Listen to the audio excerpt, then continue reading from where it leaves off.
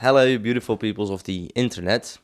Welcome to part 2 of making my own app. This video will start where we left off in part 1, so if you haven't seen that video yet, go watch that first.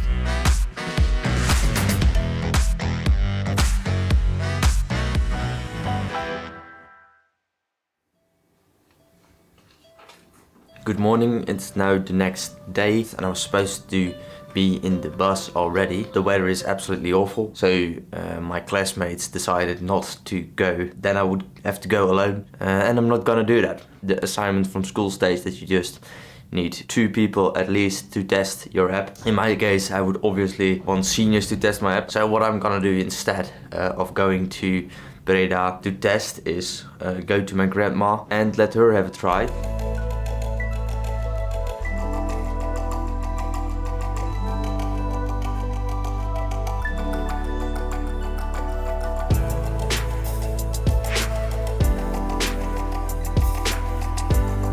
After my grandmother had tested the app, I still had to go to school in the afternoon.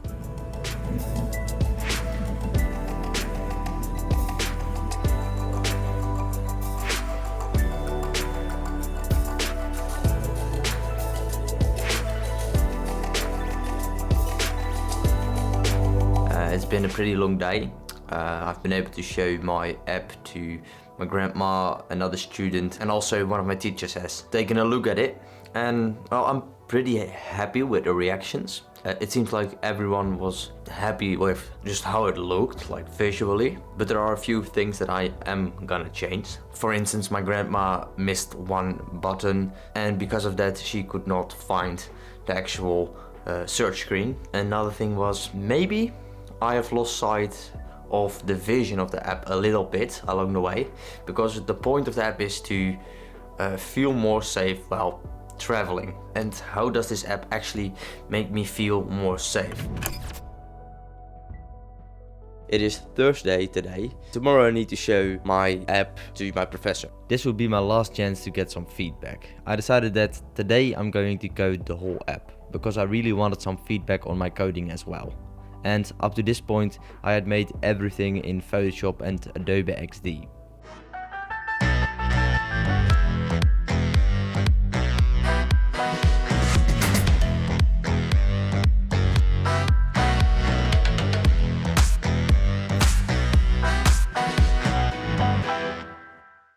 The next day I went to school with the app that I had just built to get some feedback.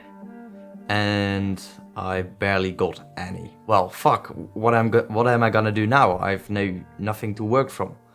And I decided to work from school on Monday. And somehow I ended up getting a lot of feedback on that day. And it was not planned at all. But it worked out great, because without feedback it's honestly really difficult to move forward from the point where I was. This was also the last day that I worked from school, because I figured out time and time again that it just doesn't work for me.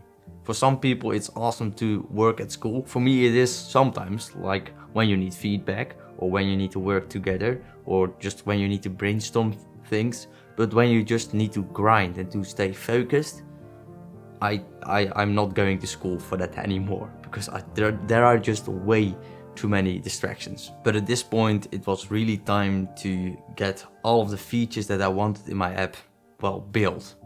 So I needed to do a lot of coding, but more importantly I needed to learn a lot about coding, because honestly, going into this I knew nothing really. I knew a little bit of HTML and a little bit of CSS, but nothing useful really. This whole process I've learned to do while doing it. So here are just a few things that I learned along the way of creating this app. So I wanted to build maps sort of into my app. I knew that it was possible, and for that you needed to connect an IPA to your own code, which is a bit of code from Google that you put in your code, and then you're basically connected to their servers. I also figured out later on how I could customize the maps that I put in my app, like the colors and stuff. For example, if you wanted to, you can make the water purple. I also learned a lot about how to make pages scrollable properly. I've also learned, but that was a few days before this, how to use grid completely. Something else that I learned a lot about as well are search bars. And these things are so much more complicated than I ever thought that they could be. I'm just not yet on the search bar level, so I left it there and just made a fake one. I knew that I wanted some 3D functionality in the app, or like 3D movement.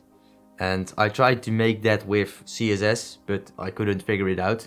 And then I thought of the idea that I had before, and that was to use After Effects to fake stuff. So I basically made 3D animations in After Effects, put the videos in the code, and triggered the videos when I wanted them to start with JavaScript. The teachers did not understand what was happening. And that was exactly the point, because I'm not like some genius that can learn how to program Google in a week, but I can fake some stuff. On Tuesday I finished a somewhat acceptable version of the app, but the app was not the only thing that needed to get done. We also needed to make 3 posters to show the process of making the app. Just to give you a timeline, I was done with building the app on Tuesday around 10 p.m. and I started to make the posters right after, and I finished the next morning around 6 a.m. And the reason that I worked through the night like that is because the deadline was 9 a.m. So I did finish in time, but it was really stressful.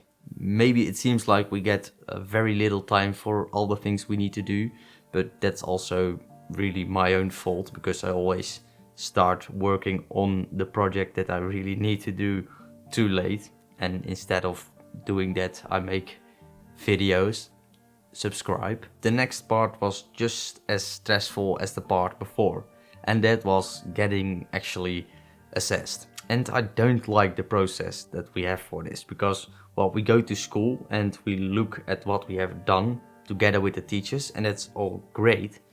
But when you're done, they're not telling you if you have done all right or good or really bad. It's just, you don't know. You just have to wait for a week or sometimes 2 weeks. It is nerve-wracking, really. So for that reason, I won't be able to tell you how good or how bad I did in the end. I will make another video about what I learned from building an app, and in that video I will hopefully be able to tell you what my mark was. But right now you will just have to wait. And that, ladies and gentlemen, was in fact all. So I would like to thank you for watching, and until the next video. Bye bye!